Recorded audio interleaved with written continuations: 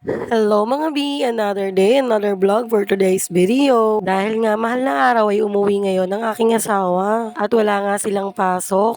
Meron nga siyang dalang papaya at niyog galing sa trabaho niya. At yun nga ang uulamin namin ngayong tanghali. Nakatipid na, masustansya pa. Bali ako na nga naghiwa ng papaya, napakatigas nga. At tinatanggalan ko na nga ng mga buto dyan. Bali habang nagkakayod nga ng panggatay, ako na ang humarap nito. Pero ang asawa ko nga magluluto nito. Dahil pag nandito siya, ay gusto niyang siya ang magluluto.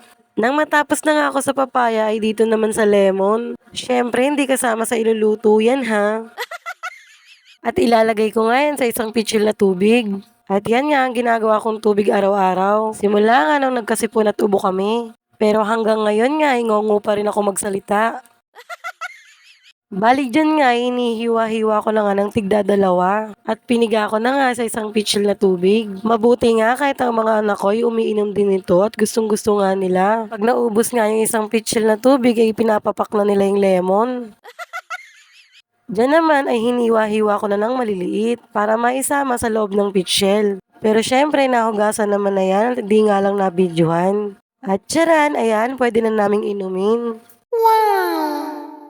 Bali dyan nga, hindi pa rin tapos magkahid ng nyog ang aking asawa. Pagbalik ko nga, yan pa rin ang ginagawa niya pero malapit na siyang matapos. Bali dalawang niyog nga ang kakayurin niya. At nang matapos na nga siya dyan, ay naghiwa-hiwa na siya nitong papaya. Ako na sana maghihiwa pero sabi nga niya siya na lang daw ang gagawa. Masyado mo naman akong binibaby.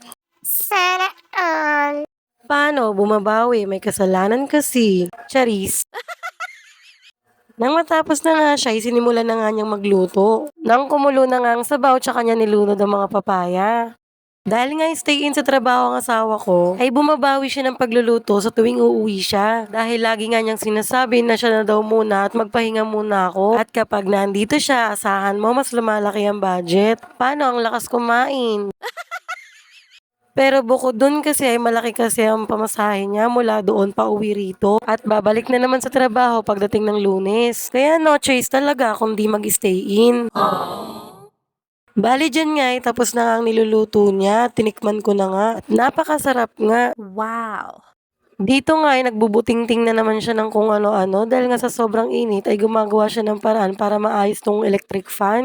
At successful naman ay nagawa niya na maayos at eto nga ay gumagana na. Pero hindi namin to ginagamit pag wala siya. Clipan lang sa amin ng mga bata ay sapat na.